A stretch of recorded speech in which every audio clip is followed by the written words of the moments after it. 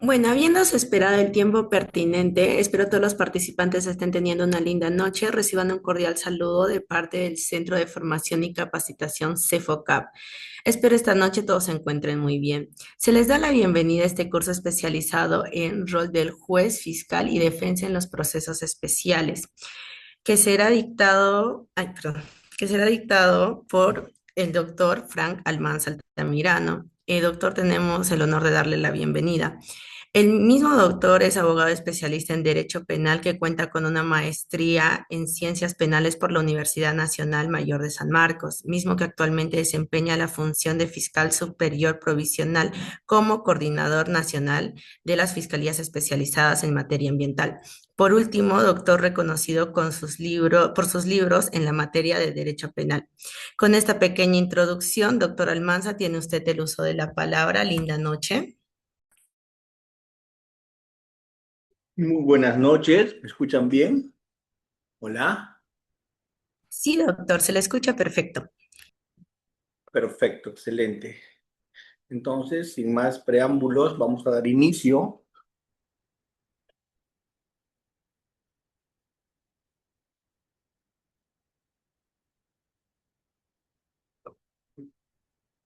Ahora sí, creo que mi cámara tenía un problema.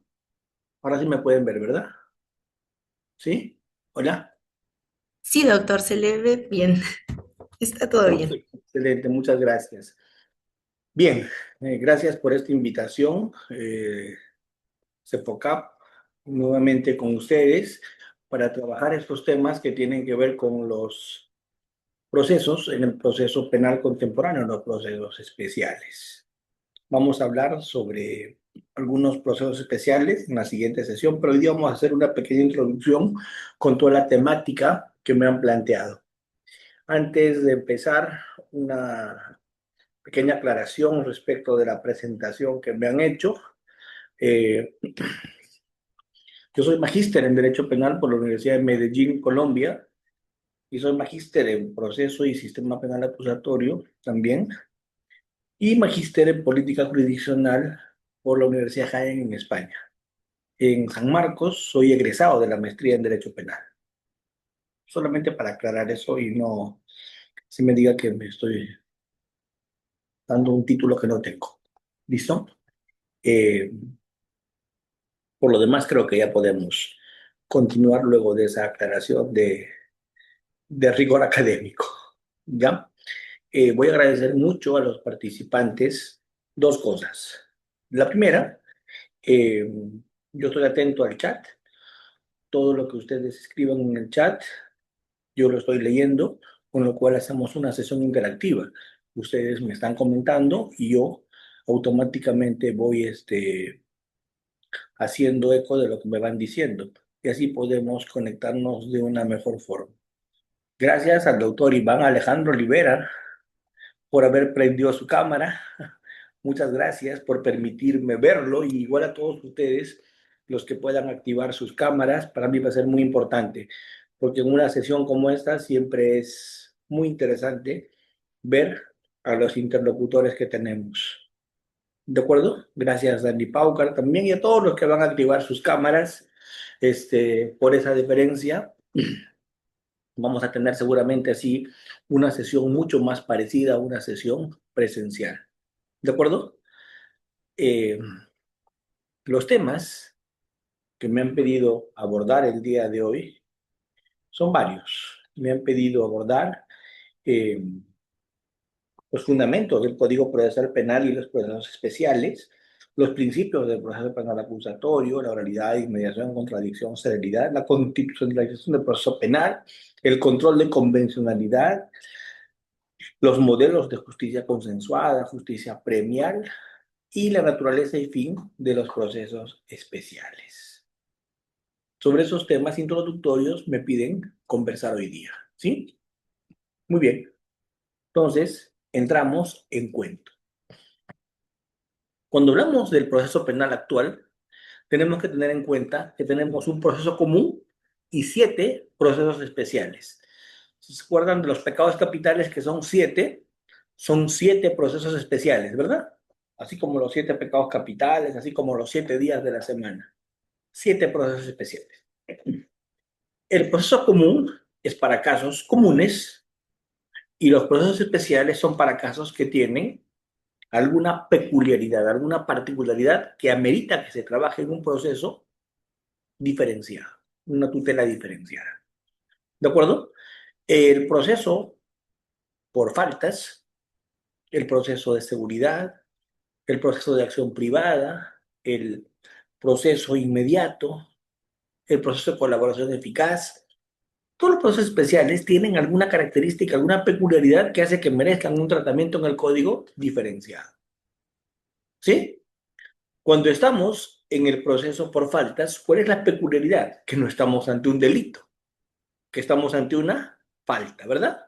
Entonces, el tratamiento diferenciado es a partir de qué? De que no estamos ante un delito, sino ante una falta.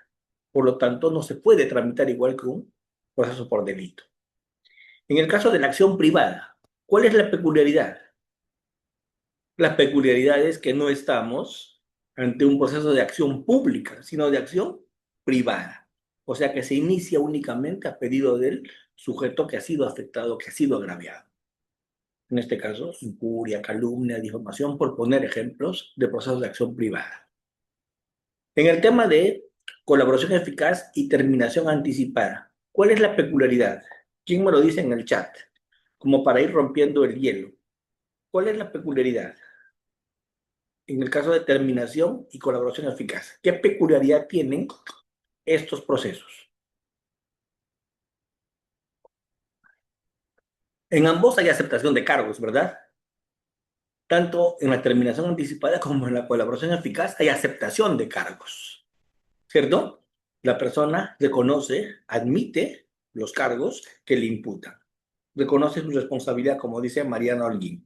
Pero ¿cuál es la diferencia en la información que se da en colaboración eficaz y la información que se da en terminación anticipada? ¿Hay alguna diferencia en la información que se da en colaboración y en la información que se da en terminación anticipada? ¿Hay alguna diferencia o ninguna? ¿Ninguna? ¿Alguna diferencia o ninguna? ¿Nadie se anima a escribir en el chat o levantar la mano?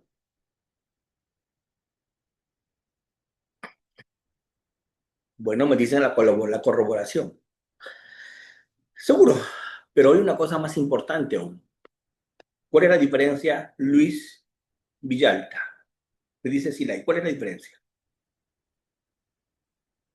En la terminación anticipada se pide aceptar cargos respecto de la persona que se acoge. La persona que se acoge acepta cargos respecto a lo que a la persona que se acoge le imputa. Acepta la imputación que le hace la persona que se acoge. Mientras que en la colaboración eficaz, además de aceptar sus propios cargos, lo que le imputan a la persona, da información de los demás. ¿Se entiende? En terminación anticipada, acepto lo que a mí concierne.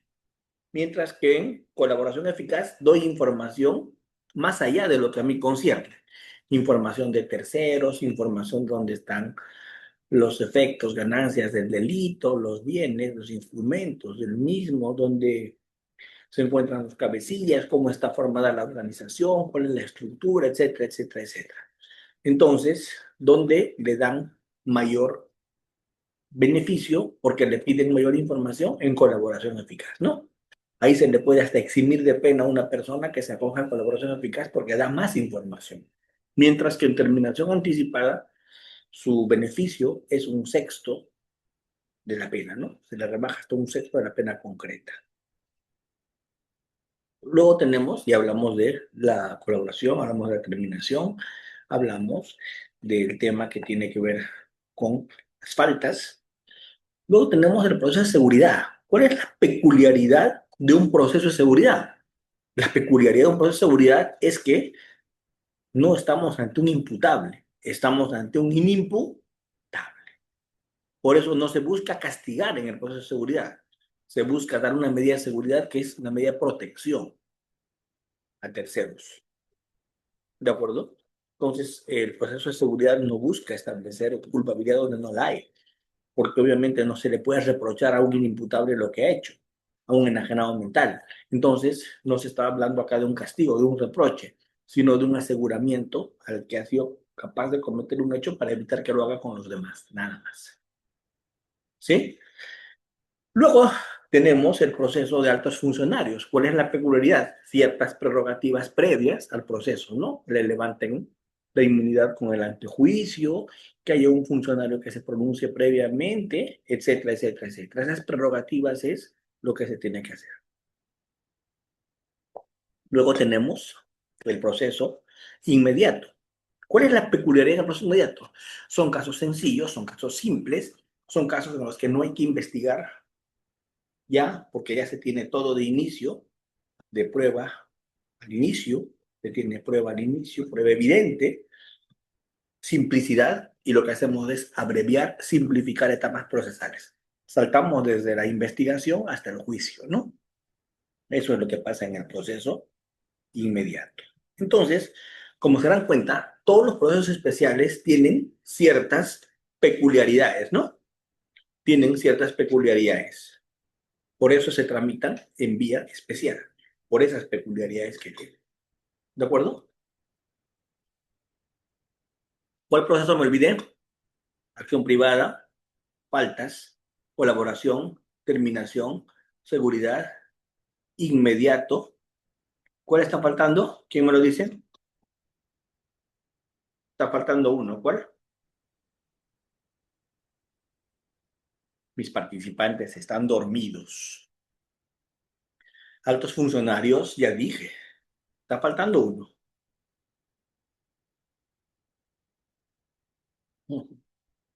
¿Cuál? Colaboración, terminación, inmediato, faltas, seguridad, altos funcionarios, ¿sí? Acción privada, ¿no? Acción privada. Muy bien. Ahora sí, vamos a hablar del primer tema que me han pedido tocar. Me han pedido tocar sobre cuáles son los fundamentos y los principios del proceso penal acusatorio. Eh, Cuando estamos en un proceso penal acusatorio, lo primero que tenemos que decir es que usa un método dialéctico, usa un método falsacionista, un método basado en la contradicción, un método basado en una tesis que hace un fiscal, una antítesis que hace una defensa, y luego de una lucha entre esa tesis y esa antítesis, el juez hace una síntesis. Se usa la dialéctica como forma de resolver los conflictos, la contradicción.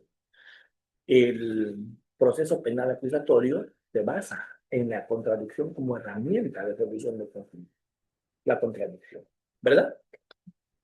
Por eso se le llama falsacionista, o periano también, ¿no? Porque tiene que resistir la tesis ciertas oposiciones que se van a realizar. Y si esa tesis es capaz de resistir esas oposiciones que se van a realizar, esa tesis es válida. Muy bien,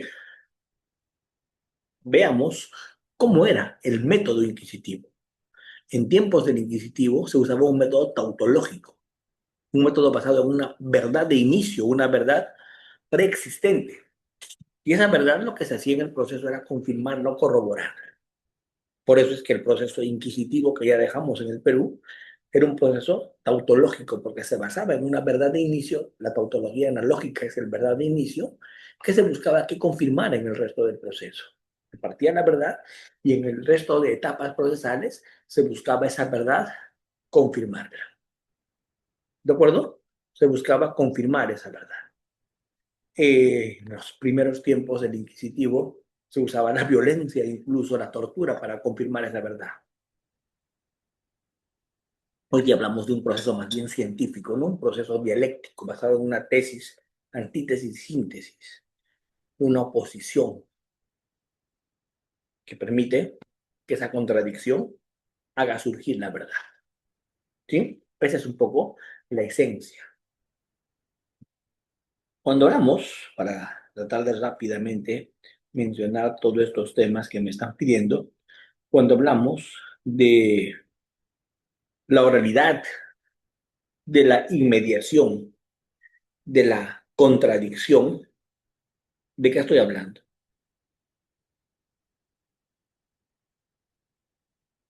Cuando hablamos de todo eso, ¿de qué estoy hablando? Estoy hablando de algunos principios del modelo acusatorio, ¿no? De algunos principios. El tema de la oralidad no coincido en que sea un principio. La oralidad creo que no es un principio, la oralidad es una herramienta de comunicación. De pronto, ¿la escritura es una herramienta de comunicación o no? ¿Cómo nos estamos comunicando ahora nosotros? A partir de la oralidad. Nos estamos comunicando de manera oral. Pero ¿qué pasaría si yo empiezo a poner diapositivas y solamente les digo que lean las diapositivas? ¿Nos estaríamos comunicando a partir de la oralidad o de la escrituralidad? De la escrituralidad. ¿Cuál es la mejor forma respecto de la cual los seres humanos se comunican? ¿La oralidad o la escrituralidad? ¿Cómo es esto? ¿Cuál de las dos formas? ¿La oralidad o la escrituralidad? Doctores, la oralidad es una mejor herramienta de comunicación, ¿cierto? Porque la oralidad permite cumplir ciertos principios. Cuando algo es oral, se puede hacer más fácil público, ¿o no? Para esta sesión, esta charla, esta plática que estoy haciendo hoy día con ustedes, hacerla conocer a todos. Basta que les des que el link, ¿verdad? Porque como es oral es mucho más fácil de comunicar, ¿o no? Entonces la oralidad facilita la publicidad. La oralidad facilita también la contradicción, ¿o no? ¿Por qué? Porque si estamos en vivo y en directo, si estamos face to face, podemos contradecirnos mejor o no. En este momento alguien de ustedes me podrá decir, doctor Almanza, va a disculpar usted, pero yo considero que la oralidad no es una herramienta de comunicación únicamente, yo considero que la oralidad es un principio y empezamos a discutir. ¿Por qué? Porque cuando es la forma de comunicación oral, eso facilita la dialéctica, facilita la contradicción, facilita el debate, facilita la discusión, ¿cierto? Facilita la publicidad, facilita la inmediación, porque cuando algo es oral, el que tiene que estar es el que tiene que estar o no. Vamos, voy a poner un ejemplo. Si hoy día esta sesión conmigo sería oral, ¿quién tiene que estar frente a ustedes dando la pepa, dando la cara? ¿Quién? ¿Quién tendría que estar con ustedes? La sesión es oral. ¿Quién tendría que dar la cara frente a ustedes si la sesión es oral? ¿A quién le tocaría dar la cara frente a ustedes? Díganmelo. Si es oral, yo tendría que dar la cara, como dice Mariana Holguín. Yo. Pero si el tema fuera escrito, eso es, yo les pasaría únicamente diapositivas que ni siquiera leería, solo les diría que ustedes esas diapositivas las lean. ¿Lo tendría que hacer yo o lo podría tercerizar? ¿Podría un tercero pasar diapositivas o no? Lo podría tercerizar. Exacto. ¿Por qué? Porque la oralidad asegura que estén los que tienen que estar, asegura la inmediación, no permite la oralidad intermediarios. La oralidad favorece la inmediación, claro, porque la oralidad elimina intermediarios. El juez es el que resuelve y como no hay intermediarios, el juez mismo tiene que mostrar que resuelve. El fiscal mismo tiene que mostrar que está haciendo su requerimiento acusatorio. El abogado tiene que demostrar que es él el que está refutando, entonces no hay intermediarios. Si el tema fuera escrito, seguramente el abogado va a mandar a su asistente a hacer la tarea o no. El fiscal a sus secretarios. Pero cuando el tema es oral, no hay intermediarios. Se favorece la inmediación. Entonces, ¿qué es la oralidad? La oralidad es una herramienta de comunicación que facilita principios, sí, que propicia principios también. ¿De acuerdo? Entonces yo creo que hasta acá ya tenemos algunas ideas más o menos claras. Pregunto, ¿hasta acá tenemos alguna consulta o ninguna? Si quieren por chat, Si quieren, levanten la manito. ¿Alguna consulta hasta acá? Muy bien, doctora o doctor Andy Chávez, adelante. Sí, doctor, buenas noches. Disculpe una consulta. Con respecto a los diferentes procesos especiales, a los actos en este caso creo funcionarios, ese criterio, ¿a qué específicamente se refería? No lo pude entender muy bien. Sí, claro, con todo gusto. A ver, cuando estamos hablando, cuando estamos hablando de altos funcionarios, estamos hablando de personajes, ya sea porque están en el artículo 99 de la Constitución u otros, que no pueden ser investigados ni procesados como el común de las personas. Tienen ciertas prerrogativas por razón de su cargo. Ejemplo, un congresista. Ejemplo, el presidente de la República. ¿Qué pasaría si el presidente de la República, qué pasaría si un congresista sería investigado, sería procesado, sería citado como cualquier mortal? No podría ejercer a cabalidad su función, porque sería materia de hostilidad, sería materia de fácilmente persecuciones políticas. Entonces, lo que se hace es, mientras estés en el cargo, tienes derecho a que se te haga un trámite previo a ser procesado. En el caso de los jueces y fiscales, ese trámite previo es una investigación que lo hacen a nivel de la Fiscalía Suprema y a partir de esa investigación, un pronunciamiento del fiscal de la Nación diciendo que hay mérito para contra ti iniciar un proceso. Entonces, en función pública, es el mismo proceso común en realidad, pero con algunos requisitos previos, con algunos requisitos anteriores. No sé si con eso te expliqué lo que quería saber. Ani.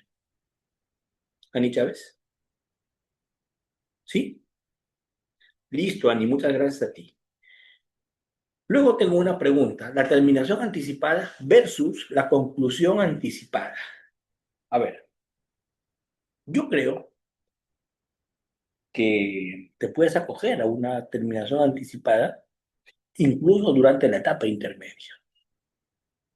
Yo considero que la última oportunidad para acogerte a una terminación anticipada es la etapa intermedia. Eh, ¿Por qué? Porque aun cuando la Corte Suprema en acuerdos plenarios ha dicho que no procede terminación anticipada en etapa intermedia, que lo que procede es durante la investigación, hasta antes que concluya la etapa de investigación, la terminación anticipada, y luego cuando ya vamos a empezar el juicio, la conclusión anticipada. Yo sí creo fundadamente que se puede utilizar este mecanismo de la terminación anticipada en etapa intermedia, porque el código dice hasta antes de la acusación, después de formalizada y hasta antes de la acusación. Si es hasta antes de la acusación, habría que interpretar la acusación escrita o acusación oralizada. Y la acusación oralizada es en el juicio. Entonces, hasta ahí yo me podría, en etapa intermedia, acoger a una terminación anticipada si le doy la lectura de que estamos hablando de la acusación no escrita, sino oralizada. Pero el tema es opinable, discutible. ¿Sí? No sé si hay alguna pregunta más para yo pasar arbitrariamente a otro tema. Manuel, adelante, Manuel Abarca. Escuchamos, por favor, gracias por participar. Sí, doctor, buenas noches. Precisamente con lo que mencionaba en relación a la escrituralidad y la oralidad de la acusación, estoy convencido de que hay un expediente, no es un pronunciamiento de la Suprema, sino es un expediente del Tribunal Constitucional que sí lo dice. Porque se da el caso, pues, no de que, por ejemplo, en acusación directa, cuando no hay formalización, como no hay la etapa intermedia, entonces se va directamente a la acusación, ahí es donde se aplica este tema de la oralidad de la acusación, más no la parte escrita. Entonces, en este lado, pensaba que quizás lo iba a mencionar el expediente, no lo tenía claro. Era esa mi intervención, doctor. Gracias. Al contrario, muchas gracias por participar y por contribuir con esto que estamos conversando. De hecho, que yo les he dicho desde que empecé la sesión, cuanto más participemos, cuanto más intervengamos, más rico va a ser todo esto y los beneficiados van a ser todos ustedes, ¿cierto? Así que, para adelante. ¿Sí? Muy bien. Entonces, hasta acá, ¿estamos entendiendo? ¿Sí? Luego yo les voy a mandar material, diapositivas de esta sesión, tranquilos, pero ahorita lo que quiero es que me entiendan. Yo lo que quiero es que tengamos una sesión que más o menos dé el marco para empezar a trabajar los demás temas, ¿sí? Eh, Cuando empezamos a hablar de este proceso penal, les he dicho que este proceso penal es un proceso penal acusatorio, ¿verdad? Pero no es adversarial. Quiero que entiendan que no es un modelo adversarial. Quiero que entiendan que en el Perú no tenemos un modelo adversarial. Qué pena si alguien cree lo contrario, pero yo no coincido. Yo creo que en el Perú tenemos un modelo simplemente acusatorio. ¿Qué significa un modelo acusatorio? Que usa un método basado en la contradicción, un método dialéctico, un método falsacionista basado en contradicción. ¿Qué significa un modelo acusatorio? Un modelo en que hay división de funciones. El que investiga jamás es el que sentencia. El que investiga no puede ser el que sentencia, porque hay división de roles, hay división de funciones. No se puede ser juez y parte. El que hace la tesis jamás puede hacer la síntesis. Hacer la tesis, tu contraparte hace la antítesis y el juez, que es un tercero, que no hace la síntesis. Eso no se puede confundir. Eso no se puede alterar. Entonces, este modelo acusatorio se basa en principios que son muy importantes, ¿no? Que son principios que tienen que ver con un acceso a la justicia, un derecho a la tutela jurisdiccional efectiva. Todos podemos acceder a la justicia y no nos tienen que cobrar. La tutela judicial exige que nos resuelvan nuestro conflicto, ¿cierto? Y que ese acto resolutivo, nuestro conflicto, se cumpla. De lo contrario, sería una sentencia pírrica, ¿no? Te dan tu derecho, pero ¿de qué te sirve que te den tu derecho si no se va a cumplir, ¿no? Entonces, la idea es que tu derecho se cumpla. El derecho a la tutela judicial efectiva, ¿por qué es efectiva? Porque busca que te tutelen, que te administren justicia y que esa resolución se cumpla, que sea efectiva, que rinda efectos. ¿Sí? Entonces, no tenemos un modelo adversarial en el Perú. ¿Por qué? Porque un modelo adversarial es un modelo basado en dos investigaciones. Una investigación que hace la fiscalía termina su investigación y su investigación empieza la defensa. Y fruto de esas dos investigaciones en tiempos distintos, secretas ambas investigaciones para la parte contraria, luego de esas investigaciones surgen dos teorías del caso. La teoría del caso de la fiscalía, fruto de su investigación, y la teoría del caso de la defensa, fruto de su investigación. Investigaciones separadas, distintas, tiempos. ¿Qué es el juicio? La competición de dos teorías del caso para que se elija al relato ganador o la mejor explicación, o la versión más creíble. Eso es justicia common law, eso es justicia adversarial. El Perú es muy lejos de eso. En el Perú estamos muy lejos de eso. Porque en el Perú, para empezar, no existen dos investigaciones. La investigación es única, una sola investigación, ¿verdad? Y esa investigación es de cargo y de descargo. Participa la fiscalía y la defensa. ¿Y sobre qué es el juicio? El juicio no es sobre teorías del caso, es sobre la acusación. Y lo que se diga respecto de la acusación, sobre eso es el juicio. ¿De acuerdo? Yo no creo que sea un modelo adversarial acusatorio. Yo no creo. Yo creo que no tenemos, Mariano Holguín, ni la A de adversarial. El único rasgo adversarial que tal vez se me ocurre es en el juicio, la igualdad de armas, pero ni tan así es. ¿De acuerdo? Entonces, yo no creo que tengamos un modelo acusatorio adversarial. Tenemos un modelo acusatorio y punto. Más bien acusatorio con rasgos inquisitivos, tal vez, pero no con rasgos adversariales. Hay que decirlo con todas sus letras. ¿Sí? Un modelo acusatorio con algún tipo de rasgo adversarial. Con algún tipo. Entonces, yo pregunto, en nuestro modelo, cuando el juez resuelve, ¿qué tiene que hacer? Cuando el juez resuelve, ¿qué tiene que hacer? Puede resolver como en el modelo adversarial con íntima convicción. El jurado nunca motiva, el jurado nunca da las razones de su veredicto, el jurado dice culpable o inocente. Las razones el jurado se las lleva a la tumba, las razones el jurado nunca las explicita, nunca las informa, nunca las indica. El jurado resuelve con íntima convicción, ¿de acuerdo? El jurado resuelve con íntima convicción. Entonces, a partir de eso, yo creo que podemos hablar de un sistema de jurados que en el Perú no opera, pero en el modelo adversarial sí opera. Sí opera, ¿sí? Eh, ¿Qué me dice Johan? Por favor, activa tu audio. ¿Qué me tienes que decir?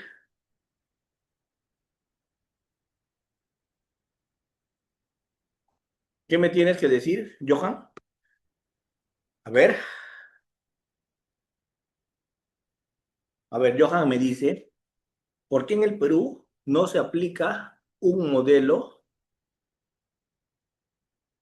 adversarial? ¿Por qué en el Perú no se aplica un modelo adversarial? ¿Quién le quiere responder a Johan? Porque en el Perú, Johan, no creo que estemos como para un sistema de jurados, ¿cierto? ¿Te imaginas qué pasaría en el Perú si aplicáramos un sistema de jurados donde la voz del pueblo es la voz de Dios?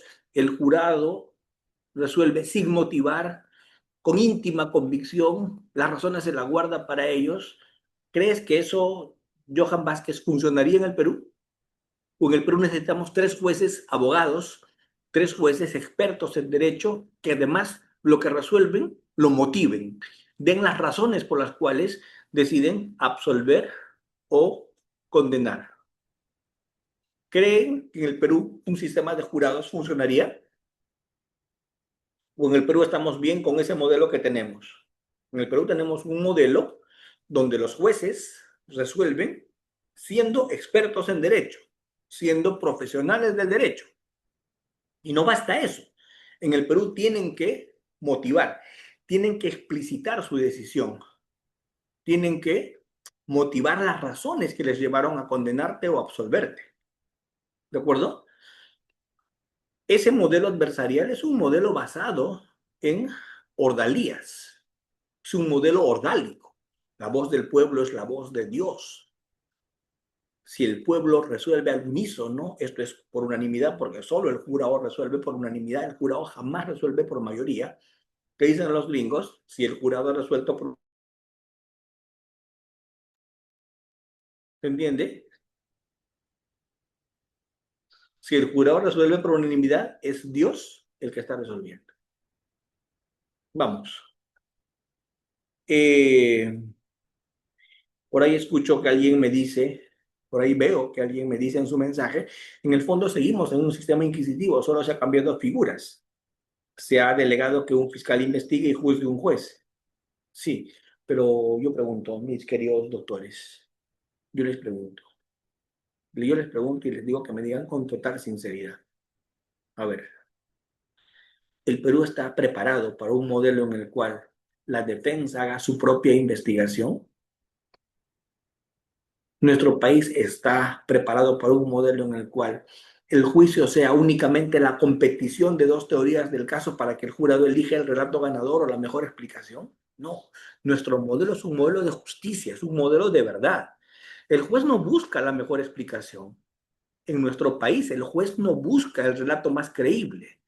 El juez no busca la versión más clara o coherente. No.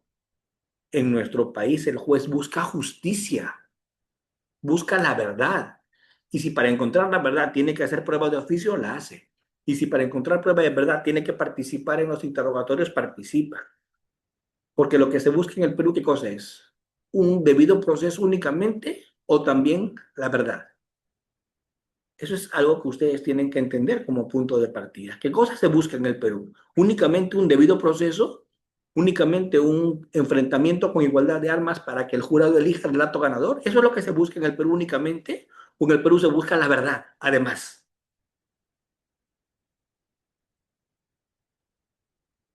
¿Qué se busca en el Perú? Dígame, ¿qué se busca en el Perú? La verdad. Ani, te escuchamos. Adelante, por favor. Gracias por participar, Ani. Ani Chávez, te escuchamos. Sí, doctor. Sí, ok. Se pudo reactivar mi audio. Bueno, considero que podría decirse que es una verdad procesal, porque por una parte, cuando estuve leyendo con respecto a cómo es el encuadre que se da con y la participación del derecho procesal penal en la parte dogmática, es que es una parte muy elemental y para que pueda llegarse a establecer una resolución con respecto a, a un quebrantamiento de una norma que ha determinado una infracción en realidad a las reglas de conducta que se ha establecido por la norma, que aunque pueda ser una expectativa normativa penal, aún así ha dado un quebrantamiento con otras normas que determinan esa convivencia pacífica. Entonces, la reacción que vendría a ser una sanción punitiva como un elemento clave del hecho penal es que se va a lograr esa solución justa a partir de todo un procedimiento. Y esto vendría a ser pues también clave llegar a una verdad material que se basa en acopiar todas las fuentes de prueba por medios probatorios cuyo estándar probatorio determine una verdad material, pero también copulativamente procesal. Claro. ¿Alguien tiene otra idea sobre lo que ha comentado Ani Chávez?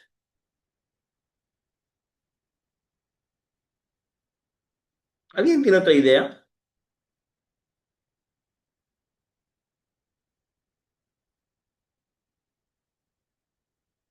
¿Nadie?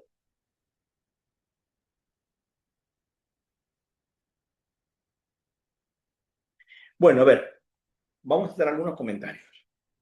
A ver, miren, doctores. Ani habla de verdad procesal y creo que tiene derecho a que yo le haga algunos comentarios sobre la verdad procesal. ¿Qué es la verdad? La verdad es la correspondencia entre lo que se dice y la realidad. Ani, yo tengo una corbata en este momento en mi traje. Estoy vestido con una corbata. Ani,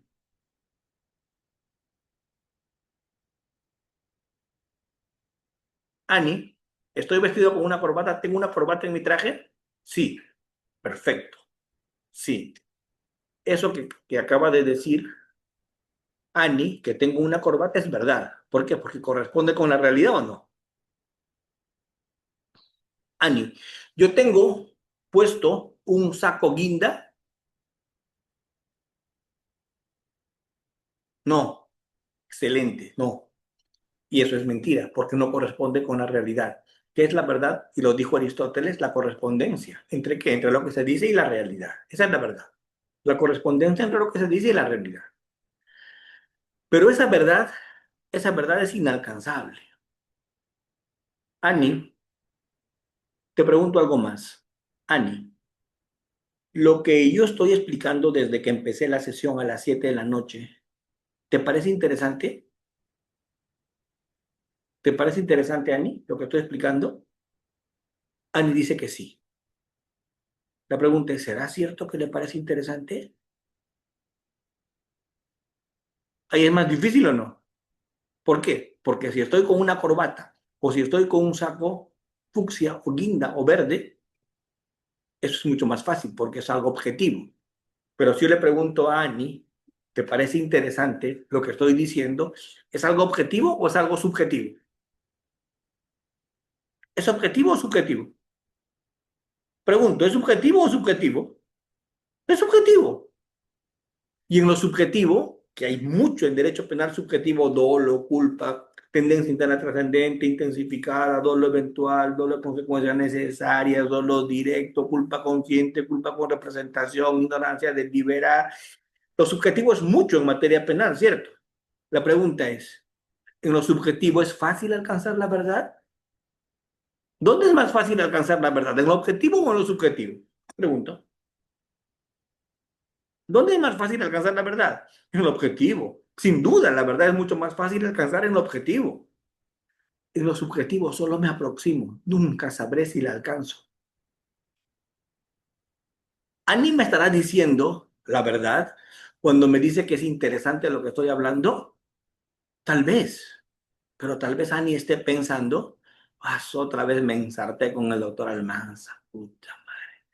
¿Quién me manda a inscribirme? ¿Cierto? ¿Eso puede estar pensando o no? Pero por un tema diplomático me dice, sí, está muy interesante, ¿verdad? Entonces, entonces yo les digo, la verdad en el proceso penal la buscamos. Pero ¿con qué nos conformamos? Con una verdad procesal, con una verdad jurídicamente objetiva, con una verdad formal, porque hasta allí el ser humano puede llegar. Quisiéramos una verdad histórica, una verdad material, una verdad real. Quisiéramos eso, pero eso es inalcanzable. ¿Con qué nos conformamos? Con una verdad procesal, con una verdad formal, con una verdad jurídicamente objetiva, porque hasta allí, como dice Eliane, hasta allí los seres humanos podemos llegar, con todas nuestras imperfecciones. Hasta allí los seres humanos podemos llegar.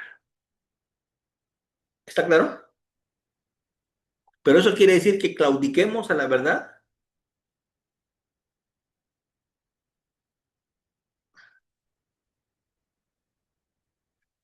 Eso quiere decir que eso quiere decir que claudiquemos a la verdad, pregunto.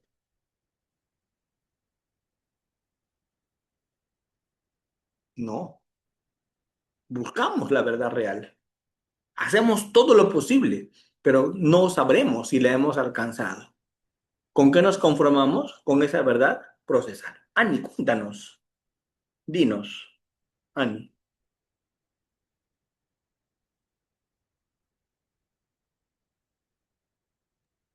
Ok. Sí, doctor, de repente como un tipo de, no sé si se da por por el contexto, pero me llamó mucho la atención y quedó impregnado en mi mente y se relaciona justo a este tema y creo que es una de las razones por el cual solamente nos acercamos a este tipo de verdad procesal, más no a una absoluta asertividad o verisimilitud de la realidad. Puede ser porque, por ejemplo, inclusive se pone límites con respecto a las declaraciones que una persona puede tener con respecto a lo que ha podido presenciar en la realidad, inclusive hasta por la misma víctima. Cuando leí el acuerdo plenario 2-2005, sobre todo me dejó muy impactada porque se trataba de utilizar la declaración de la víctima como una única fuente de prueba cuyo estándar probatorio era alto, por el mismo hecho de que se tenía que ver tres condiciones especiales, donde una de ellas inclusive se basaba no solamente en una verosimilitud plena, sino también en que no sintiera algún tipo de hostilidad o contacto con la persona o el sujeto activo que hubiera tratado de arraigar algún tipo de o ha arraigado en realidad esa conducta, en este caso criminal, en su contra, y ello pues podría dar la suficiente, en este caso, estándar probatorio a lo que podría declarar. Claro, perfecto. Sí, tienes toda la razón. Pero tengamos que entender una cosa. El tema de la contradicción es, a ver, vamos a escuchar primero a Basilio y luego te sigo respondiendo. Adelante, Basilio, por favor. Por favor, todos los que quieren participar, bienvenidos, porque esta es la sesión donde yo quiero que interactuemos, que haya un intercambio. Adelante, Doctor, adelante. partiendo de la... buenas noches, doctor. Buenas noches, adelante. Gracias por participar. Gracias a usted, doctor, por permitirnos. Doctor, usted ha mencionado, y esto debería tenerse, entiendo yo, debe tenerse como premisa, que la verdad es la correspondencia de la realidad con lo que se dice de la misma. Entonces, si ello es así,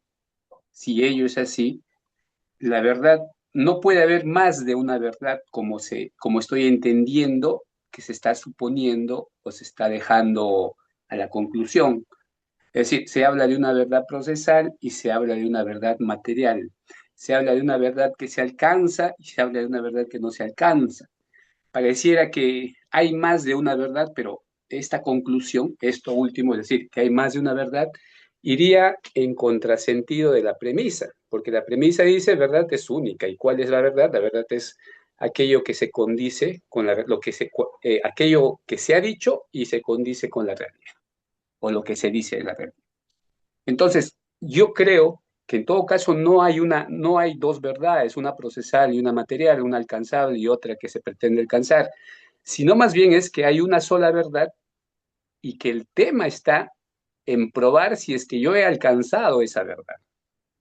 Es decir, cuando se habla de verdad material, verdad procesal, lo único que se hace es quizás desviar y dar esa sensación de que, bueno, en el proceso no se sentencia o no se decide con la verdad, sino con una pseudo verdad.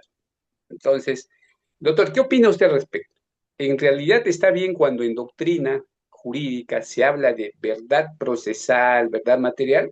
¿O es que la verdad es una?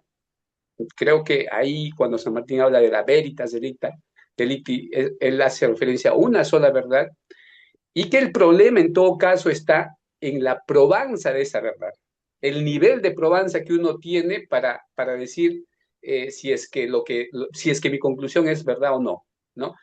La pregunta es, ¿qué opina usted, doctor? ¿Hay una sola verdad? ¿Hay más de una verdad? ¿Es un tema de pura doctrina? ¿Cuál es la posición final de usted a partir de todo lo que nos ha dicho? A ver, doctor, yo creo que la verdad es inalcanzable. Yo creo que la verdad es una y es única. La correspondencia entre lo que se dice con la realidad. Eso es la verdad. Y no lo digo yo, lo dijo Aristóteles hace muchísimo tiempo, ¿cierto? La verdad aristotélica, la correspondencia entre lo que se dice con la realidad. Esa es la verdad. Y es la única verdad que hay. La pregunta es, ¿eso es inalcanzable? Porque eso yo nunca lo voy a saber con exactitud. Porque el ser humano es un ser bastante defectuoso como para poder alcanzar esa verdad, esa correspondencia al 100%.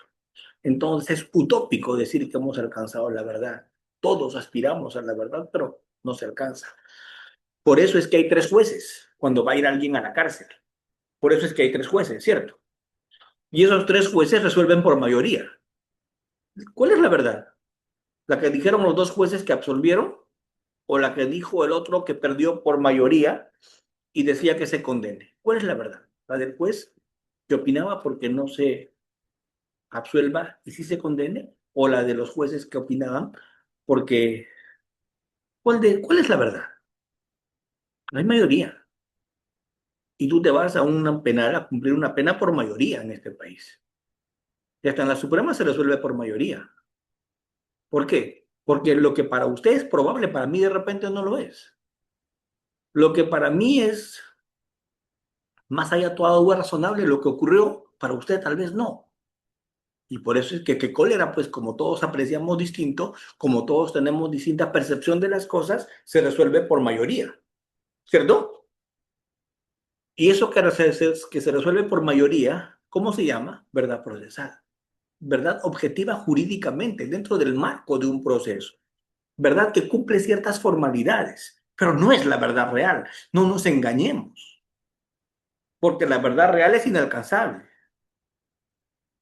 A veces yo me siento bien estúpido en estas fechas que están cerca del Día del Amor, cuando le pregunto a mi pareja, la pregunta más idiota que siempre hago, ¿no? ¿Me amas? ¿Cierto? ¿Qué creen que me va a decir? Sí, claro que me va a decir que sí. La pregunta es, ¿realmente me amará? ¿Realmente me amará? ¿Eso quién lo sabe? ¿El juez? ¿Eso quién lo sabe? ¿El juez o solo la persona? Solo la persona sabe eso. Ahora, que yo me crea el cuento es la verdad procesal. ¿Y por qué me creo el cuento? Porque siempre quiere estar conmigo, porque cuando me han asaltado se ha atravesado y le han cortado a ella, porque me defiende, porque me ha donado sangre. Por eso le creo. Pero pese a todo eso, puede que no sea la verdad real o no. Y esa es la verdad jurídicamente objetiva. Pero no necesariamente la verdad real. ¿Estamos? Porque la verdad real es inalcanzable. ¿Y cómo se alcanza la verdad en el proceso penal? Con máximas de la experiencia. ¿Se entiende? ¿En base a qué? A probabilidad. Más probable y menos probable. Pregunto. Cuando le disparan a alguien 3 veces en el pecho, ¿qué es lo más probable? ¿Que lo hayan querido lesionar o que lo hayan querido matar? Máximas de la experiencia. ¿Qué es lo más probable? que lo hayan querido matar, ¿cierto? ¿O no? ¿Ven? Entonces, la verdad jurídicamente objetiva, la verdad formal, la verdad procesal, es una verdad basada en probabilidades, que son probabilidades diferentes de persona a persona. ¿Se entiende? ¿O no? Si yo camino tambaleando, orino en la vía pública, vomito, ¿qué es lo más probable?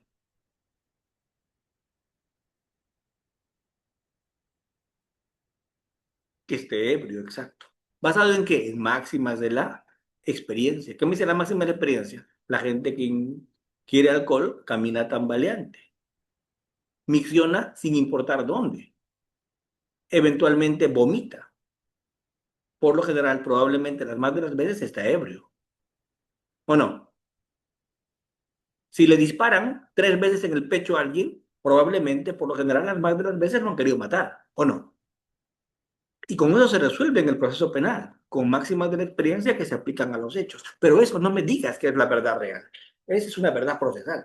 Es probablemente la verdad real, pero nunca lo sabremos. ¿Cierto? Es probablemente la verdad real. ¿Cómo se alcanza esa verdad real? Subrayen, negritas, letra capital, grandazo, por mayoría. Punto. ¿Se entiende? Por mayoría. Listo. Y con eso vivimos en paz. Con eso, como dicen en los cuentos, somos felices para siempre. Doctor Miguel García, adelante, por favor. Qué pena, no había visto a su manito levantada. Doctor, ¿me puede escuchar? Sí. Clarísimo, adelante, por favor, doctor. Un saludo de Pucallpa y un agrado de escuchar su enseñanza, ¿no? Por La tierra de ejemplo, los fuegos, ¿no? así es, aunque estamos en invierno ahorita. Adelante. ¿Y a cuántos grados están en invierno? Cuénteme, doctor. 25, 26, pero de ahí se dispara a 37. Así estamos aquí en Pucallpa. Por eso, mire, en invierno con 27 grados. Mire cómo todo es probable, ¿verdad? En invierno en Mm, Huancayo estamos bajo cero, Terrible, terrible. pero en invierno ustedes están a 25 grados, a 37. Entonces, desde cuenta, ¿cómo es? Es que ¿Ah? nosotros lo llamamos invierno por la creciente del río, no tanto por lo Claro, que por el desciende, frío. claro, no por el frío, ¿no? O sea, nuestra verdad, la primacía de la realidad es diferente a otro contexto, ¿no? Sí, claro, pero yo estoy seguro que si usted tiene una temperatura de 18 o 20 grados, se pone casaca, ¿verdad?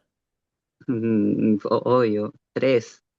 3 casacas, claro, pero si en Huancayo están con 20 grados, están con polo, créame. Ok, continúe, doctor. Acerca de la verdad, ¿no?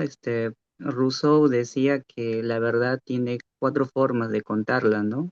Una es la tuya, una es la de él, una es la verdad y la otra es la que realmente pasó, ¿no? Ujú, Y creo que en nuestro Código Penal, y por lo que se ha visto, porque yo soy estudiante de 10.º ciclo de aquí en la Universidad Nacional de Ucayali en esta carrera no de Derecho, y en base a lo que he podido apreciar de las audiencias, de las resoluciones, de lo que uno se lee a diario, ¿no? Me puedo dar cuenta que nos hemos quedado en el tercero, lo que dijo Rousseau, ¿no? O sea, la verdad, y bien ha hecho la compañera que me antecedió, ¿no? La verdad procesal, porque entendamos esto, ¿no? Los jueces, deben resolver en una verdad encasillada, ¿no? Donde en la etapa intermedia se hacen las admisiones de las pruebas y en base a eso se resuelve, ¿no? Ahora, si un juez, en base a esa verdad encuadrada, ¿no? Admitida legalmente, se desvía de otra decisión, ya estamos hablando de una motivación aparente, una motivación fuera de lugar, ¿no? Ahora, yo creo que en nuestro código procesal también la verdad procesal es impugnable, ¿no? Por eso hay pluralidad de instancias hasta donde se resuelve en la máxima instancia, ¿no? En ese sentido comparto mucho la idea, pero más aquí yo como que voy a egresar este año, me veo con la gran tarea ¿no? De poder defender causas justas, ya en base a verdades encuadradas, ¿no? Y usted debe saberlo, tanto la fiscalía como algunos compañeros que están aquí, que son abogados, que realmente ellos saben lo que sucedió, ¿no? Saben lo que sucedió, pero en lo material defendemos la verdad, ¿no?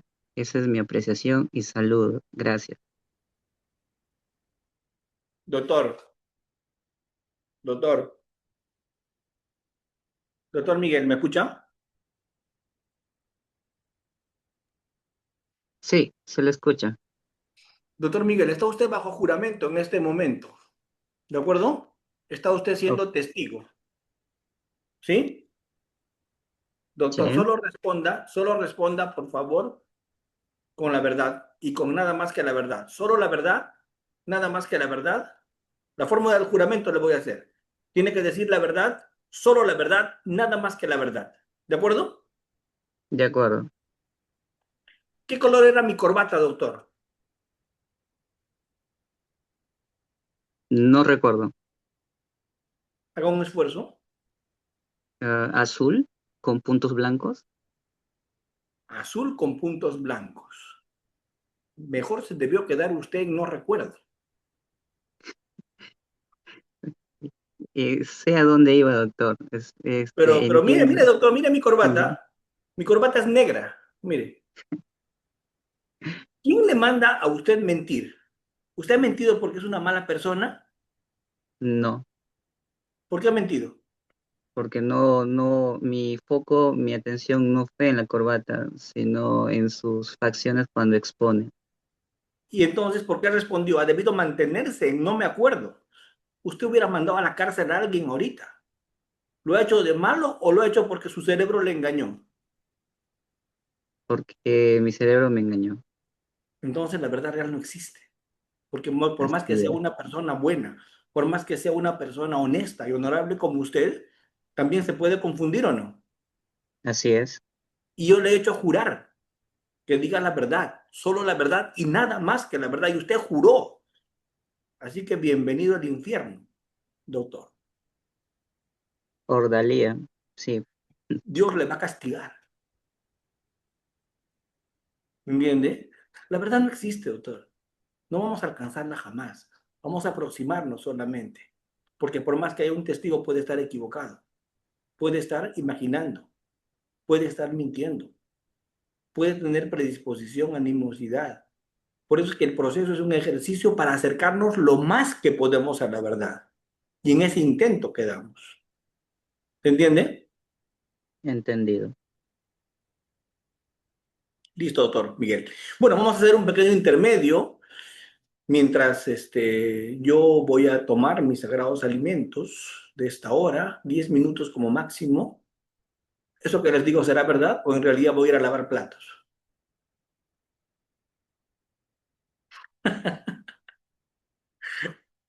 Ok, no lo sabemos, así es. Listo, así es. Muy bien, empezamos entonces nuestro intermedio.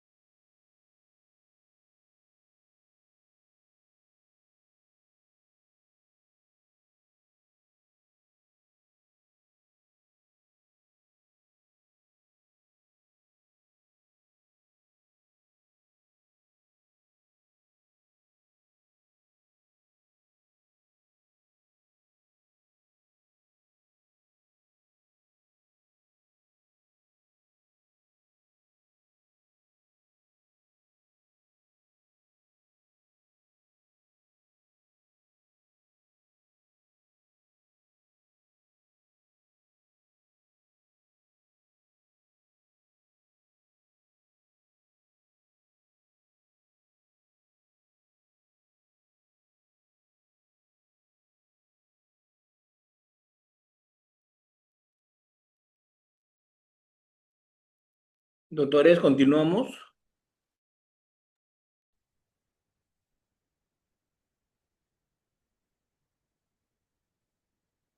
Hola. Excelente. Perfecto, perfecto.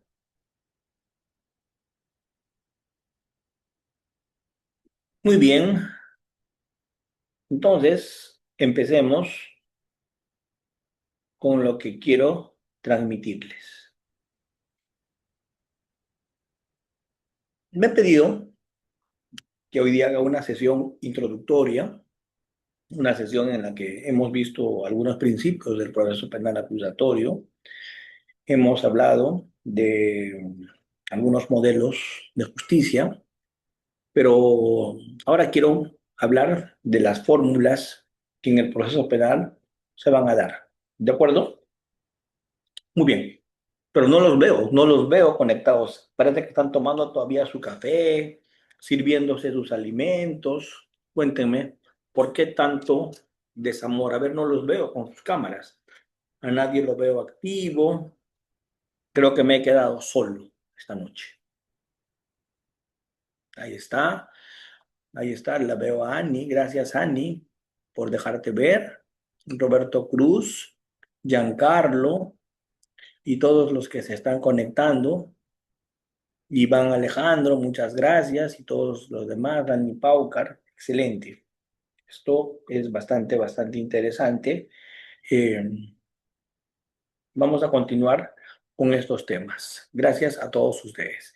Bien, entonces siguiendo lo que nos habían pedido conversar un poco también de los modelos de justicia penal que tenemos hoy día, ¿no? En el Perú, lo que se busca con el Código Procesal Penal del 2004 es privilegiar una justicia consensual.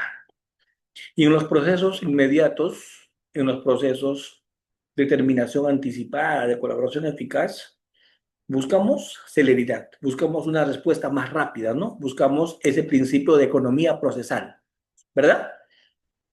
Cuando hay un proceso inmediato, simplificamos etapas. Pasamos desde la investigación hasta el juicio. Nos saltamos la investigación preparatoria, nos saltamos la etapa intermedia y pasamos hasta el juicio en el proceso inmediato, ¿verdad? Lo que buscamos es simplificación procesal, una justicia más pronta, una justicia más oportuna, una justicia que llegue en un tiempo mejor. Dice que cuando el tiempo es excesivo, ¿no? La verdad huye. No sé si han escuchado eso. Muy bien. Otro tema que para mí es importante es el tema consensuado. Cuando hay terminación anticipada y cuando hay colaboración eficaz, hay una justicia basada en el consenso, basada en el acuerdo, basada en la negociación. Esto es lo que se conoce como justicia penal negociada. Una justicia basada en ¿qué? En los acuerdos, ¿cierto? La justicia negociada, la justicia basada en acuerdos, la justicia basada en consensos es la mejor justicia que puede haber. ¿Por qué? Porque, ¿qué hemos hablado? Hemos dicho que la verdad es inalcanzable o no. ¿Sí? Pero yo pregunto, cuando la verdad es consensuada, cuando la verdad se basa en consenso, cuando la verdad parte de un acuerdo, de una aceptación de cargos, ¿nos acercaremos más a la verdad o no? ¿Qué opinan? Cuando hay consenso, cuando hay acuerdo, ¿nos acercamos más a la verdad o no? ¿Cierto? Entonces, eso es lo que se debe privilegiar. Mecanismos de solución de conflictos basados en el consenso. El Código Procesal Penal del 2004 está pensado en llegar en la menos cantidad posible de casos al juicio. La idea es fórmulas como el principio de oportunidad, como el acuerdo reparatorio, que se basan en el consenso, la terminación anticipada, que se basa en el consenso, la colaboración eficaz, que se basa en el consenso. ¿De acuerdo? Fórmulas de justicia donde hay aceptación de cargos. Acá yo creo que nos acercamos más todavía a la verdad, porque estamos aceptando lo que ocurrió, ¿verdad? Entonces, si nos acercamos más a la verdad, ya en la terminación anticipada, incluso Nos ponemos de acuerdo en pena, en reparación civil, en carácter efectivo o suspendido de la pena, en consecuencias accesorias. En todo eso nos ponemos de acuerdo en terminación anticipada y recibimos un beneficio premial, una bonificación por haber hecho ese acuerdo. Además de la confesión sincera, que viene una bonificación cuando es sin flagrancia y sin actividad probatoria de cargo suficiente, tenemos una bonificación de hasta un sexto de pena concreta. Entonces, ahí, así es, hasta un sexto, ¿no? Hasta un séptimo de la pena, cuando es conclusión anticipada en el juicio, ¿cierto? Pero cuando hay colaboración eficaz, además de aceptar cargos y de consensuar, damos información a cambio de beneficio. Damos información a cambio de un premio, a cambio de un beneficio. Por eso la colaboración eficaz es otra forma de justicia penal premial, porque el colaborador no es otra cosa, lo voy a decir de repente en estos términos un poco fuertes, pero el colaborador no es otra cosa que un soplón, un confite, alguien que da información a cambio de beneficios. Pregunto, ¿el colaborador es un tipo leal con su gente o es un traidor?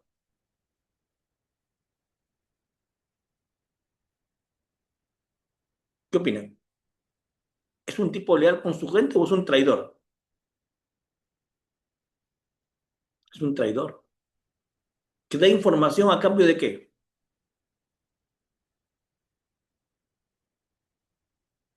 A cambio de beneficios, como dice Valerie, a cambio de beneficios. Entonces, si ese señor es desleal con su gente, da información de su gente, a su misma gente no le es leal, ¿le debemos creer que nos está diciendo la verdad o debemos corroborar todo lo que dice?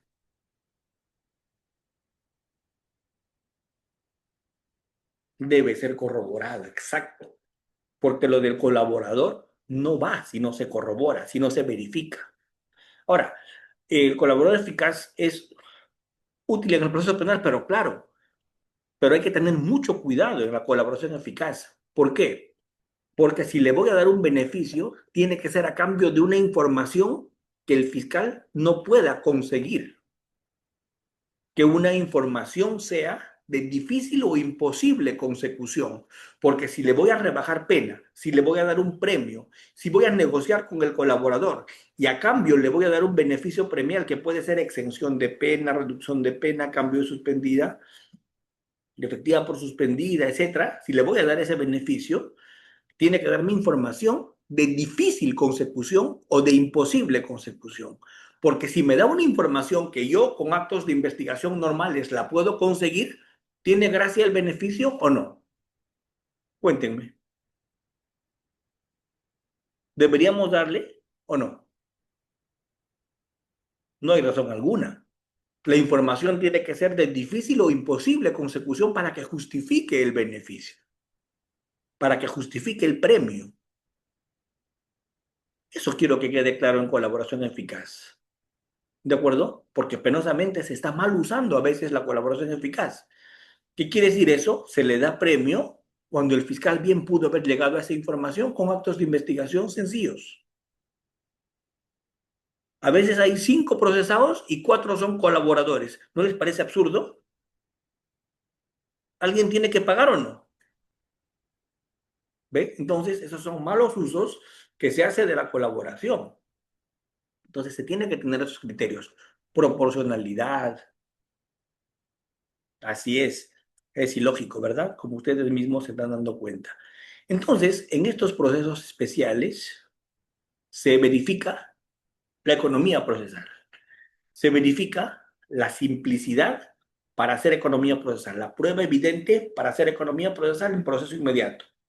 Se verifica la información relevante, de difícil consecución para dar beneficios en colaboración eficaz. De lo contrario, si no se entiende esto, estos procesos se van a desnaturalizar, porque estaríamos dando beneficios, estaríamos dando premios cuando no corresponda. Entonces, creo que con eso más o menos damos algunas ideas de lo que nos han pedido conversar en cuanto a el tema de la justicia consensuada y la justicia premial. ¿De acuerdo? ¿Por qué se habla, y en el temario de hoy día está, de la constitucionalización de un proceso penal? ¿Por qué se busca constitucionalizar un proceso penal? Porque el proceso penal inquisitivo era inconstitucional, porque el proceso penal inquisitivo partía de un juez que tiene todos los roles. A ver, el juez, en el modelo inquisitivo, ¿qué método utilizaba? Ya lo expliqué. ¿Qué método utilizaba el juez en el modelo inquisitivo? ¿Qué método utilizaba? Díganme los que me han entendido. ¿Qué método utilizaba? Escriban una palabrita. ¿Qué método utilizaba? ¿Qué método? Tautológico, ¿verdad? El método tautológico. La verdad de inicio. ¿Y en qué se basaba el método tautológico? En Dios, porque el juez decía que administra justicia en nombre de Dios. Por eso es que en los modelos inquisitivos, en la mesa del juez había una Biblia y había una cruz, ¿verdad? Y el juez, ¿qué hacía? Administraba justicia en nombre de Dios.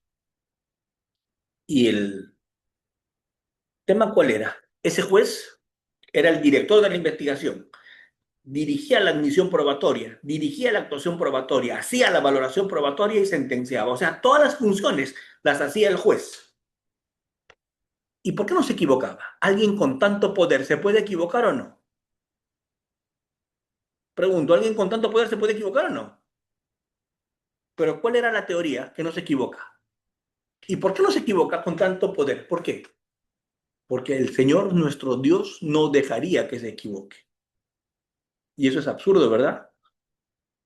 ¿Por qué? Porque yo siempre he creído en Dios. El que no cree en Dios lo respeto, yo sí creo en Dios. Pero me daba mucha bronca. Me daba mucha bronca que se tome el nombre de Dios en vano.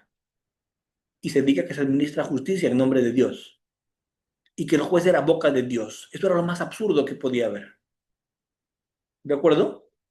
Entonces, con el modelo acusatorio que se ha hecho, se ha quitado a Dios de las mesas de los jueces. Se ha quitado la cruz. Pero claro, todavía quedan algunos resabios, algunos rezagos inquisitivos. Como por ejemplo, el jurar, ¿no? ¡Jura usted por Dios! Pues, ¿por qué tengo que jurar por Dios? ¿Que me va a castigar si miento? No. ¿Qué se le debe decir? Señor, usted tiene la obligación de decir la verdad. Y si se le descubre que ha mentido, usted va preso. ¿Se entiende? No es que Dios le va a castigar ni va a arder en las llamas del infierno. No, señor.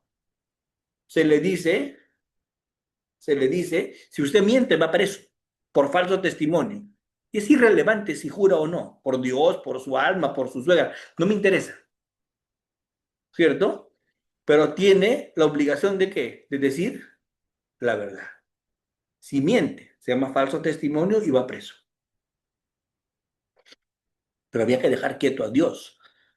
¿Pero qué ocurre? Esto tiene un origen en las ordalías, en la justicia de la Santa Inquisición. ¿Qué pasaba en la Santa Inquisición? Se partía de la verdad. Tú eres una bruja. Tú eres un blasfemo. Tú eres un hereje. Se partía de esa verdad. ¿Y cómo se confirmaba? Con tortura, ¿cierto? Con suplicio. ¿Y cuál era la reina de la confirmación? La confesión. Confesión obtenida con tortura. ¿Cierto?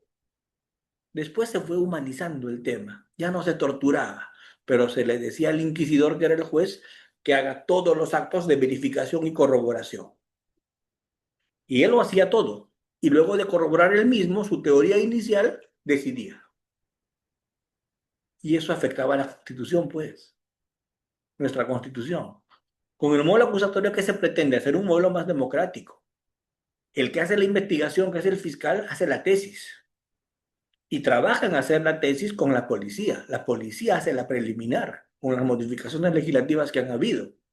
Pero esa tesis, elaborada entre el fiscal como conductor jurídico y el policía como conductor operativo,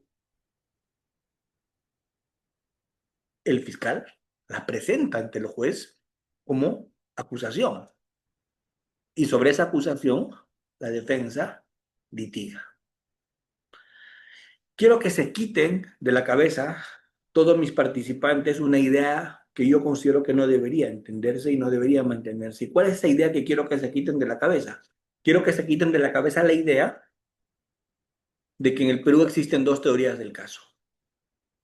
El profesor recientemente jubilado, César San Martín, renegaba mucho, se ponía verde de cólera cuando hablaba en sus conferencias sobre la teoría del caso.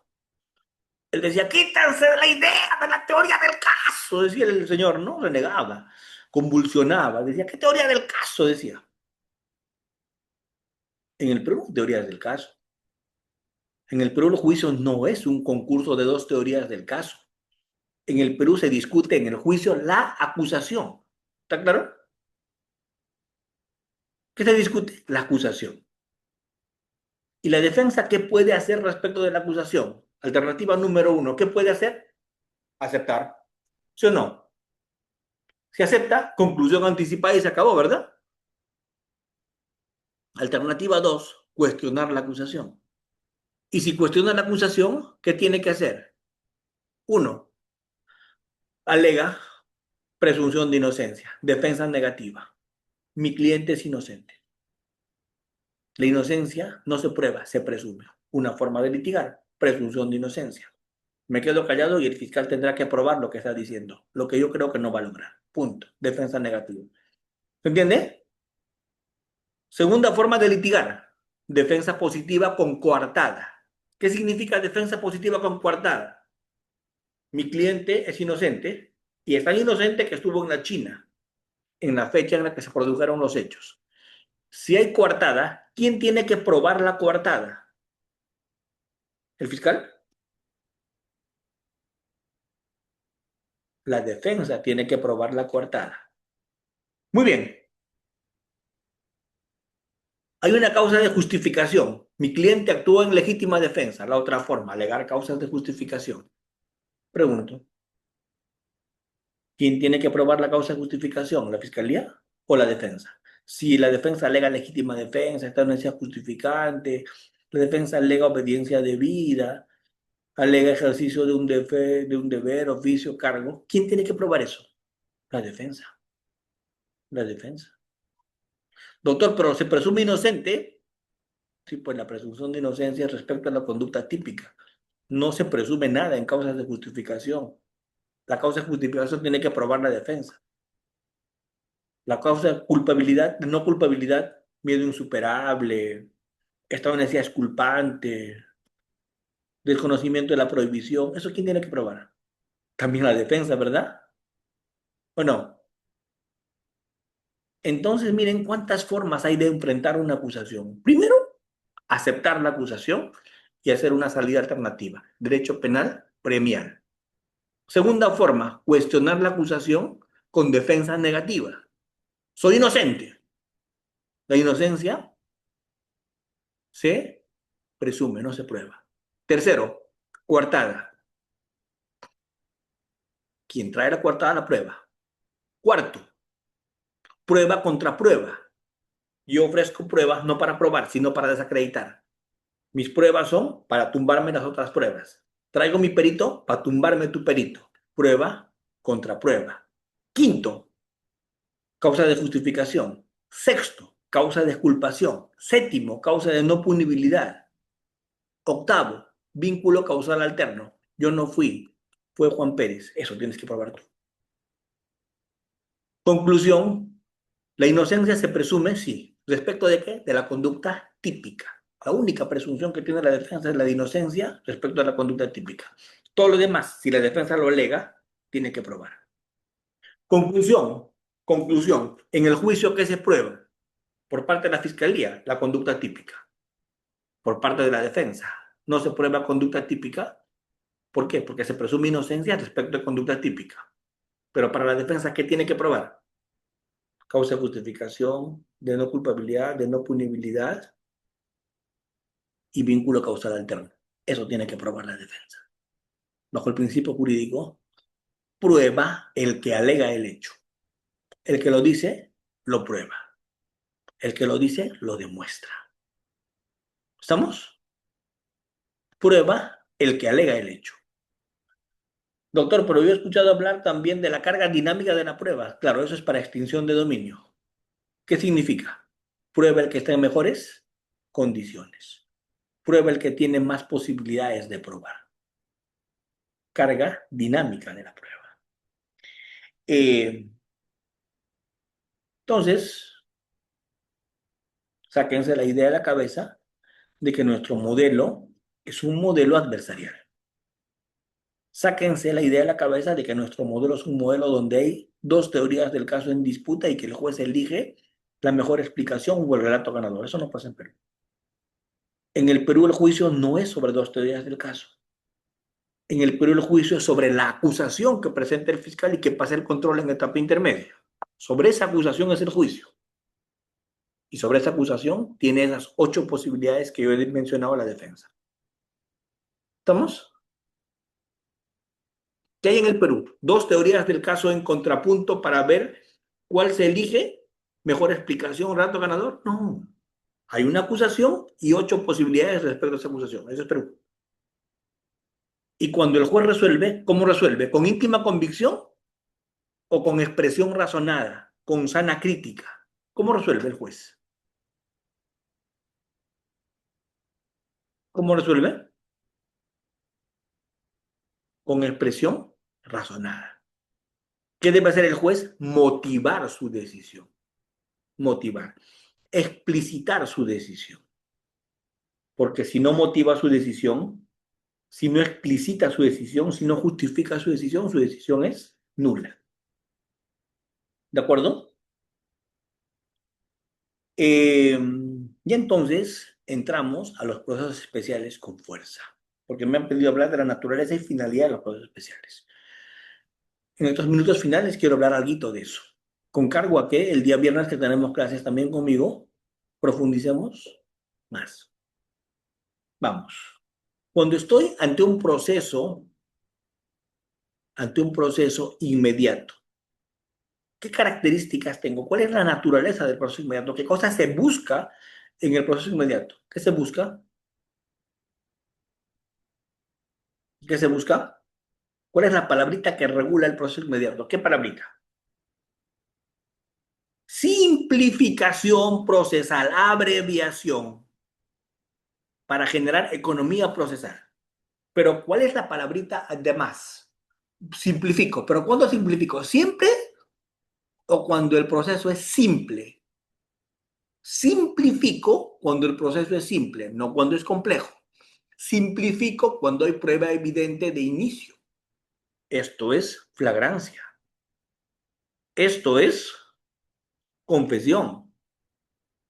Esto es conseguir en el momento supuestos como conducción en estado de ebriedad u omisión de asistencia familiar. ¿Qué vas a discutir, pues, en conducción en estado de ebriedad? Delito de peligro abstracto. Se presume sin admitir prueba en contrario que estás causando peligro. No hay ningún medio probatorio que tú puedas ofrecer de que ebrio manejas mejor. A nadie le importa. ¿Qué es lo único que se prueba en proceso inmediato? Que estabas conduciendo y que cuando conducías tenías alcohol en la sangre. Se acabó. Doctor, pero yo he traído 3 peritos de la NASA que van a demostrar que yo con alcohol en la sangre estoy más lúcido. ¿A mí qué me importa? Esto es peligro abstracto. Se presume que estás causando peligro sin admitir prueba en contrario. ¿De acuerdo? O el tema de la omisión de un familiar. Debes, ¿pagaste? No pagaste. Listo. No, pero el monto es injusto, me han puesto más de lo que corresponde. Eso debe discutir en la vía extra penal. ¿Se entiende? En la vía extrapenal. Acá lo que estamos viendo es, ¿te notificaron? ¿Bien? ¿Sí o no? Sí. ¿Pagaste? No, se acabó. ¿Qué voy a discutir? ¿Estamos? Pero el monto no es justo. Discútelo en la vía extrapenal. En la vía penal no voy a discutir el monto. Voy a discutir si pagaste o no pagaste. Nada más. Por eso es que en esos casos que son sencillos, que son simples, un caso de flagrancia, en casos no graves, en casos donde no son delitos graves, se va a un proceso inmediato. ¿Para qué? Justicia más pronta, justicia más oportuna, justicia más rápida es justicia más justa. ¿Sí? Muy bien. Vamos al otro proceso. ¿Se imaginan ustedes en los procesos por altos funcionarios, procesos contra altos funcionarios? ¿Qué pasaría si a nuestros altos funcionarios lo procesáramos siempre sin ninguna prerrogativa previa, sin ningún procedimiento previo, por razón de su cargo? Igual le vas a procesar en un proceso común, pero ¿qué pasaría si no habría esos previos? ¿Alguien podría gobernar un país? ¿Se generaría inestabilidad, ingobernabilidad o no? Por eso existen esos mecanismos, de que tienes que ir primero al Congreso, tiene que primero pronunciarse el fiscal de la nación. ¿Para qué? Para generar gobernabilidad, para que la gente que tiene altos funcionarios pueda ejercer su función. ¿Qué pasaría si el presidente, a los ministros, qué pasaría si a los, perdón, estoy hablando mal, si a los congresistas o a los miembros de algunas instituciones como el fiscal de la nación, el presidente de la Corte Suprema, jueces supremos, lo podrías investigar así porque sí? Se generaría inestabilidad, como lo dice Valery. Entonces, la naturaleza de los procesos por altos funcionarios. ¿Qué pasaría si por estos delitos lo investigaría su inferior? ¿Se imagina? Un fiscal provincial investigándolo a un supremo. ¿Se imagina? ¿Quién tendría que investigar a un supremo? ¿Otro supremo o no? ¿Quién tendría que investigar a un juez superior? Un juez supremo. ¿Por qué? Por temas de jerarquía. ¿Cierto? ¿Ven? Entonces, eso genera el proceso por altos funcionarios. En el tema de la acción privada, ¿qué es esa naturaleza jurídica de los procesos de acción privada? Por ejemplo, en delitos contra el honor. ¿El honor es universal o el honor es un concepto que cada uno define?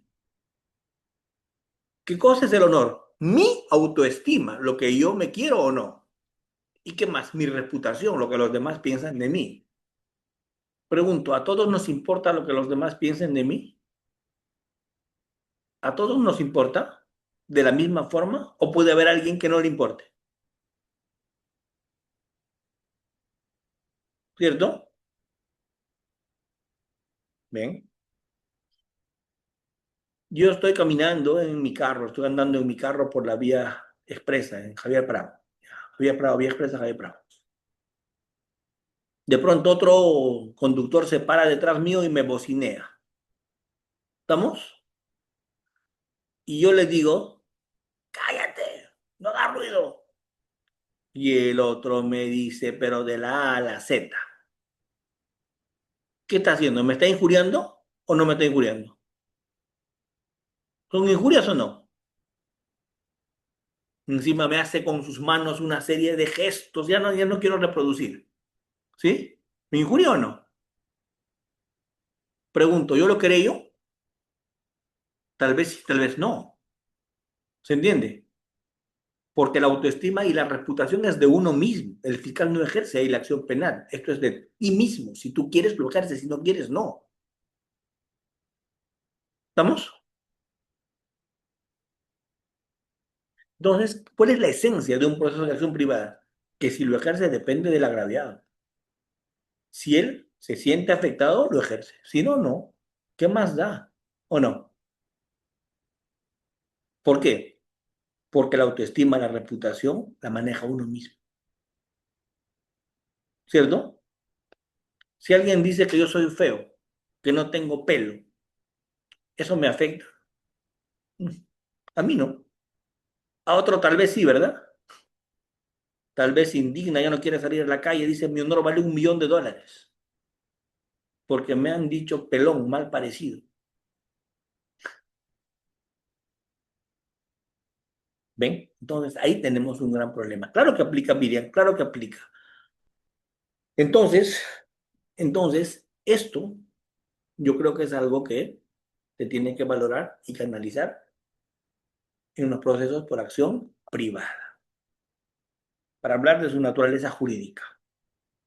Luego, cuando estamos hablando en el proceso de seguridad, ¿qué es lo que se tiene que valorar? ¿Cuál es la naturaleza jurídica de un proceso de seguridad? Y el que lo va a hacer allí, ¿quién es? Un inimputable, un enajenado mental. ¿Y ahí qué tengo que buscar? ¿Qué tengo que probar en un proceso de seguridad contra un inimputable? ¿Qué tengo que probar? ¿Qué tengo que probar? Ya, que es un peligro, ¿qué más? Que no responde porque no comprende al artículo 21, no comprende el carácter delictuoso de sus actos, no puede autodeterminarse porque no comprende. Ya, perfecto. ¿Solo tengo que probar eso en el proceso de seguridad? Pregunto, pues, ¿solo tengo que probar eso en el proceso de seguridad? Díganme ustedes. ¿Solo eso? ¿O también tengo que probar que el loco cometió el hecho? ¿Tengo que probar la vinculación del loco con el hecho o no? ¿Sí o no? ¿Qué pasaría si no tendría que probar que el loco cometió el hecho? Me busco mi loco, pues, y llevo para que él responda o no. ¿Se entiende? ¿Qué se tiene que probar? La vinculación del hecho con la persona enajenada mental. Que ese enajenado es un peligro y que merece una medida de seguridad. Esa es la idea. ¿Y esa medida de seguridad en función de qué está? ¿De la gravedad de lo que ha hecho o de la peligrosidad? Díganme. ¿La medida de seguridad está en función de qué? ¿De la gravedad del hecho o de la peligrosidad? ¿En función de qué está la medida de seguridad? ¿De la gravedad del hecho o de la peligrosidad? De la peligrosidad no tiene nada que ver la gravedad del hecho. La gravedad del hecho tiene que ver cuando tú estás sobrio y estás lúcido. Pero si estás enajenado mental y no entiendes lo que haces, ¿qué más da la gravedad del hecho? Lo que se afecta ahí no es sino la seguridad de los demás. Lo que se tiene que ver es eso. ¿Sí? Cuando me dicen que hable del rol del juez, del fiscal y la defensa en los procesos especiales, no estoy hablando de nada nuevo. Lo único es que el juez en altos funcionarios tiene que ser con cierta prerrogativa, el fiscal también, por la razón de la envergadura de quienes procesan. Los jueces siempre van a manejarse dentro de el proceso penal acusatorio. Los fiscales van a ser los que van a hacer la tesis. El abogado es el que va a hacer la antítesis y en esa lucha de contrarios se va a hacer la síntesis. ¿Está claro? El abogado defensor tiene un rol fundamental. ¿Qué pasaría sin el abogado? ¿Se imaginan por un segundo, y con esto termino hoy día, y nos vemos el día viernes? ¿Qué pasaría, Johan, si no habría un abogado defensor? ¿Qué clase de energúmeno arbitrario podría ser un fiscal? ¿Sí o no? ¿El abogado qué hace? ¿El abogado qué hace? ¿Es el contrapeso del sistema o no? Imagínate que solo hayan fiscales y que no haya alguien que contradiga lo que el fiscal dice. Sería una figura inquisitiva, abusiva, arbitraria, avasalladora, representada por quién? Por el fiscal. Todo rol es importante en el proceso. El rol del fiscal no es más importante que el del abogado y el del abogado no es más importante que el del fiscal. ¿Por qué? Porque el fiscal trae la tesis. Pero esa tesis sería arbitraria, sería abusiva, avasalladora, si es que no habría una antítesis que la enfrente. Y luego de esa lucha recién sale algo que se acerque un poco más a la justicia. ¿Estamos? Por lo tanto, ¿el abogado tiene un rol indigno? Para nada. Para nada. El abogado es el equilibrio del modelo. ¿Cierto? Y el juez es el decisor, pues. Doctor, ¿cuál es la labor más fregada para usted? Para mí, las tres. Pero a la que más le tengo miedo es a la del juez. Porque como fiscal, ¿qué hago? Requiero, ¿verdad? Pido, solicito. El abogado refuta. Pero ¿quién es el que decide? ¿Quién se va a su casa con su conciencia de haber decidido? ¿Quién? El juez. La labor más fregada es la del juez. Yo respeto mucho la función del juez. Tal vez yo me permita ser juez en alguna etapa de mi vida cuando ya haya madurado lo suficiente.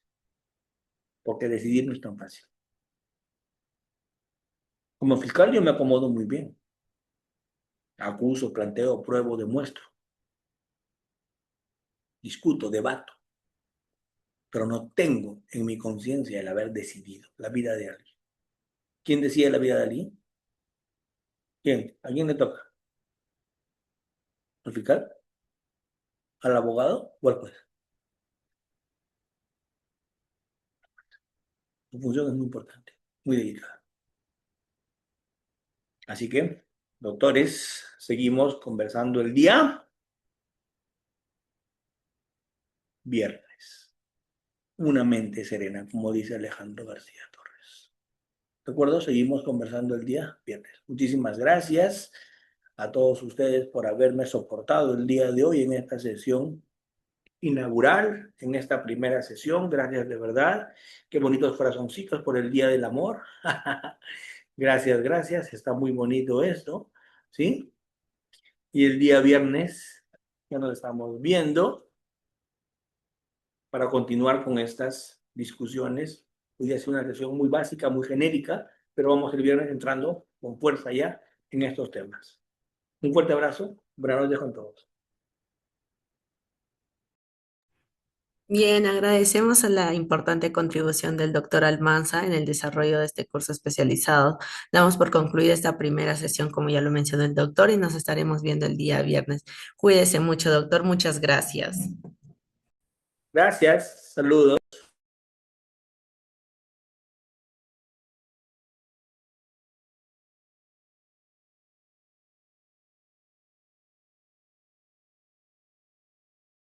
De igual forma, agradecemos también la participación de cada uno de los asistentes. Asimismo, los invitamos cordialmente a ustedes a que si desean mayor información sobre nuestros cursos o certificados, puedan comunicarse con nuestra asesora de ventas al número 921-531-675. Se los estaré dejando también en el chat del Zoom para que puedan copiar y escribir al WhatsApp. Listo, muchas gracias a cada uno. Tengan una linda noche. Nos vemos el viernes.